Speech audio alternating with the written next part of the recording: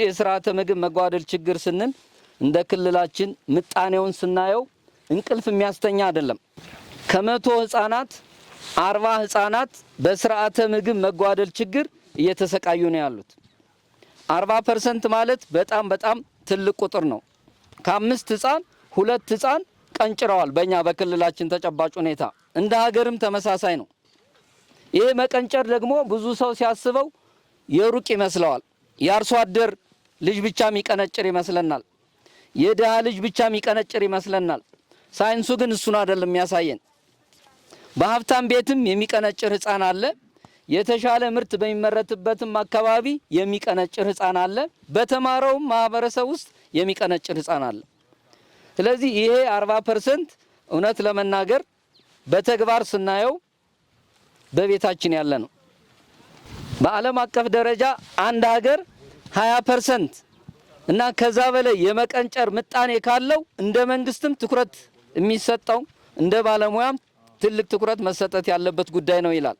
የኛ ግን ስናስበው 30% አይደለም፣ ከዛም በላይ ነው። 40% በየአመቱ 40% ህፃናት ይቀነጭራሉ ማለት ነው። ስለዚህ ለዛ ነው ትልቅ ትኩረት ሰጥተን እየሰራን ያለ ነው። እንግዲህ በዚህ አጋጣሚ የሰሜን ሸዋ ዞን ግብርና መምሪያን በጣም አመስገን እፈልጋለሁ። አንጎለላ ጥራ ወረዳን በጣም አመስገን እፈልጋለሁ። ዛሬ እዚህ ደረጃ ላይ ደርሶ በማየታችን በጣም ደስ ብሎናል። እንኳን ደስ አላችሁ፣ እንኳን ደስ አለ ማለት እፈልጋለሁ። እንግዲህ ችግሩ በጣም ብዙ ነው። የችግሩ ምንጭ በጣም ብዙ ነው። አለማግኘት ብቻ አይደለም፣ የእውቀትም ችግር አለ። አመራረታችን ላይ ችግር አለ። አንድ አይነት ነው የምናመርተው። አሁን ያየነው አካባቢ ላይ ትክክለኛ የስርዓተ ምግብን ለማሟላት የሚያስችል ጅምር ስራ ነው። የተሰባጠረ ምርት ማምረት አለብን። ይሄ የእውቀትም የክህሎትም ችግር አለ። ካመረትንም በኋላ ምግብ አዘጋጀታችን አመጋገባችን ችግር አለ። በቤታችን አንድ እንጀራ ሳንበላ አንውልም። ግን ያችን አንድ እንጀራ እንዴት ነው የምንመገባት? የስርዓተ ምግብ መጓደል ለመቅረፍ በሚያስችል መልኩ ነው ወይ ብለን ስንጠይቅ ክፍተቶች አሉ። እነዚህም በጣም ማሻሻል ወደ ተሻለ ደረጃ ማድረስ ያስፈልጋል። ይህን ማድረግ ስንችል ነው የስርዓተ ምግብ መጓደል ችግሮችን መቅረፍ የምንችለው። መፍትሄውም በተመሳሳይ ነው። የእውቀት ችግሮችን መቅረፍ፣ የአመራረት ባህላችን ማሻሻል፣ አመጋገባችን ማሻሻል እስከቻልን ድረስ የስርዓተ ምግብ መጓደል ችግር ከአምላክ የተሰጠ አይደለም። አንድ ህፃን ሲቀነጭር በተፈጥሮ የሚመጣ አይደለም፣ በአመጋገባችን ጉድለት የሚመጣ ነው። ይሄን ማሻሻል ያስፈልጋል ማለት ነው። 6 የምግብ ምድቦች አሉን። እሱን ለማሟላት በተለይ የግብርና አደረጃጀት በጣም ምቹ ነው። ሁሉም የሚመለከተው ነው። ቀበሌ ላይም በተመሳሳይ የማይመለከተው የቀበሌ ባለሙያ የለም። ሁላችንም ይመለከተናል። ምክንያቱም የስርዓተ ምግብ ጉዳይ ነው። የማይመለከተው አካል እስከሌለ ድረስ በሙያችንም ሁላችንም ይመለከተናል። ከሴክተር አንጻርም የማይመለከተው ሴክተር የለም። በሴክተሮች ውስጥ ነው ሰቆጣ ቃል ኪዳን የሚተገበረው። የራሱ ጽህፈት ቤት አለው፣ ግን የራሱ ባለሙያ የለውም። በሴክተሮች ነው የሚተገበረው። ስለዚህ የነዛ ሴክተሮች ጥምረት በጣም ያስፈልጋል። ጤናው በጣም ትልቅ ኃላፊነት አለበት። ትምህርቱ በጣም ትልቅ ኃላፊነት አለበት። የውሃው ሴክተር በተመሳሳይ ብዙ ኃላፊነት አለበትና በቅንጅት መስራት በጣም ይጠይቃል። ለአንድ ሴክተር ብቻ የምንተው አይደለም። ለዚህ ቅንጅታችን ከዚህም ወስደን ሌሎች ወረዳዎች በእኛ ወረዳ ምን እየተሰራ ነው የሚለውን ነገር በደንብ ማሰብና ወደ ተግባር ማስገባት በጣም ያስፈልጋል። እንግዲህ አፕሮቻችን አቀራረባችን ምንድነው? ሞዴል የስርዓተ ምግብ መንደር እየፈጠር ወደ ሌሎቹ ማስፋት፣ ሌሎቹን ሞዴል መንደሮችን መፍጠር። ሞዴል የስርዓተ ምግብ መንደር መሰርታለን፣ ወደ ሌሎቹ ማስፋት ነው። እንግዲህ እንደምታውቁት 17 መስፈርት አለው። ዛሬ አብዛኞቹን እዚህ አይተናቸዋል። ዝርዝር ወደሱ መሄድ አልፈልግም። የኛ የሚያቆመው አመጋገቡ ላይ ነው። ስለዚህ አደራ ምለው እዚህ የመጣችሁ ወረዳዎችም ዞኑ ትልቅ ኃላፊነት ተሰጥቶበታል። ክልሉ ትልቅ ኃላፊነት አለው። በተለይ ስርዓተ ምግብን አንድ ደረጃ ማሻገር ለዞኑም ጥሩ አጋጣሚ ነው፣ ለወረዳውም በጣም ጥሩ አጋጣሚ ነው። ይሄ በታሪክ ተመዝግቦ የሚኖር ነው። የስርዓተ ምግብ ሞዴል ያስመረቀ የመጀመሪያ ዞንና የመጀመሪያ ወረዳ የመጀመሪያ ቀበሌ ተብሎ በታሪክ የሚታሰብ ነው። ለዚህ ድልም ስላበቃችሁ እንኳን ደስ አላችሁ። አመሰግናለሁ።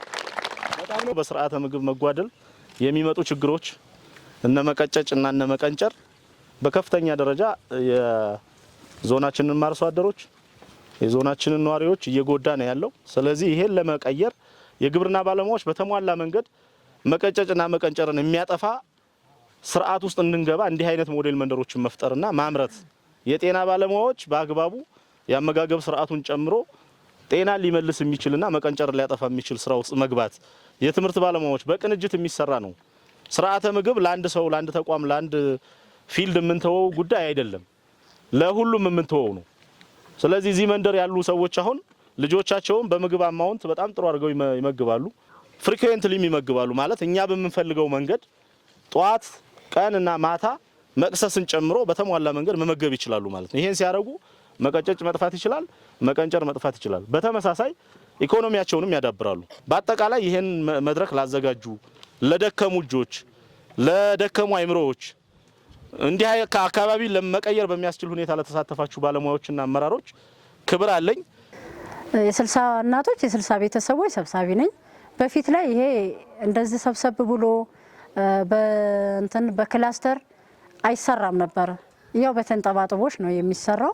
በተንጠባጥቦች ደግሞ ውጤት የለም። ቀንጫራ የቀጨጨ የቀነጨረ ልጆች እናት ነበርን። ተራሴ ልጅ ጀምሮ በጣም ቀጫጫና ቀንጫራ ልጅ ነበር። ይሄ ግን ፕሮግራም ሰቆጣ ቃል ኪዳን ከመጣና ሰብሳቢ ኮሚቴ ሆኜ ወደ ስራው ሲገባ በጣም አድካሚና ዳገት ጨለማ መስሎ ታይቶ ነበረ። እንደዚህ ብርሃን ወጥቶ እንደዚህ ደምቆ አብቦ የሚታይ አልመሰለኝም። ከውጤቱም ተመስገን ክብር ይመስገን። በዚህ በእንትን ውስጥም ሆነን ውጤታማ ሆነናል። ልጆቻችን ከመቀጨጭ ወጥተዋል። 6ቱን የምግብ ስነ ምግብ አግኝተዋል። ዛሬ ላይ ወተት አለ፣ የእንስሳት ተዋጽኦ፣ የጥራጥሬ ይህንን በመመገባችን ልጆቻችን በጣም ክብር ይመስገን ትልቅ ደረጃ ደርሰዋል። አሁን ላይ ማለት እኔ ራሱ 2016 ሲጀመር የኔ ልጅ 7 ዓመት ነበረው። እውነታው አንድ ሺህ ቃናት ብቻ ሲባል እኔ ልጄ በቃ አልፎታል። እኔ ምን ድክመት ነበር ያልኩት። ግን ስመግበው ልጁ ተንቅልፎ አይነሳም ነበረ፣ ሰነፍ ነበረ። አሁን ግን ደረጃ ተማሪ ሆኖልኛል።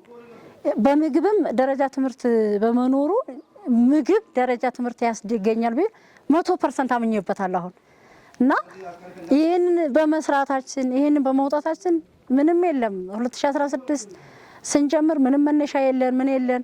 እንዴት ነው የምንገባው? ምን ይዘን ነው ለሴቶቹ የምንጨምጠው? ዘር ሰጠን፣ ዶሮ ሰጠን። ይሄንን በማድረግ የዶሮም እንስሳት ተዋጽኦ አለን።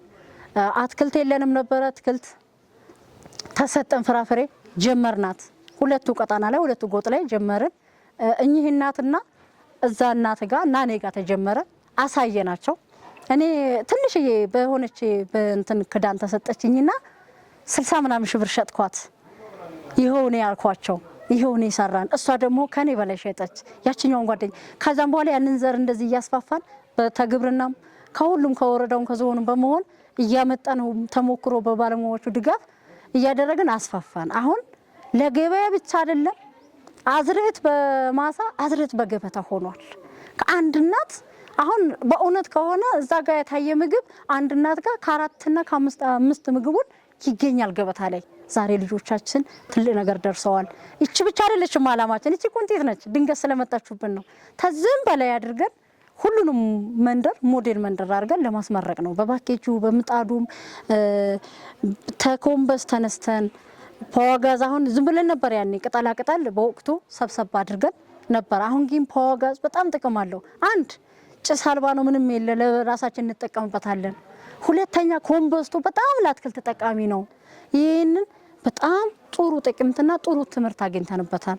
አንድ እናት እንቁላል ቋጥራ ወደ ሸኖ ከመሄድ 10 እንቁላል ካላት 5ቱን እንቁላል ተጠቅማ ለልጇ ለሷም ስትመገበው ያመኛል የምትል እናት ሁሉ ገጥማን ነበር። እንቁላል ስበላ ያመኛል፣ ጎመን አትክልት ምናምን ፍራፍሬ ስበላ ያመኛል። አያምሽም።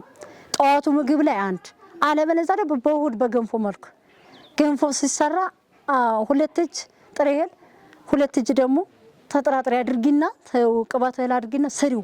ከዛም በኋላ በገንፎ በጎመን መልክ በእንቁላል በወተት አበልጽጊና እስቲ 2 ማንኪያ ቢ ከልጅሽ ጋር ስርዓተ ምግብ ላይ ሰልጥኛለሁ። በእንስሳት ሰልጥኛለሁ። ሴቶችን በማደረጃጀትና ወደ ብቃት እንዲገቡ ሰልጥኛለሁ። ይሄንን ስልጠና በግብርናም በጤናም በሁሉም ሰልጥኛለሁ። ለጀማሪዎች የምለው ታኛ ተሞክሮ ወስደው እኛ ትልቅ ባንባል መካከለኛ ነኝ ልጆቻቸውን አደራ የምለው ወደ ኋላ የቀሩት ምንም ማድረግ አይችልም። ወደፊት ላሉ ለ1 ሺህ ቀናቶች ላሉና ለወደፊት ለሚያፈሩት ልጆቻቸው ምግቡን ተመግበው የበለጸገ ምግብ መግበው ራሳቸውን ተመግበው አዝርዕት በማሳ አዝርዕት በገበታ የሚለውን እንድናበስር ፈልጋለሁ። አመሰግናለሁ።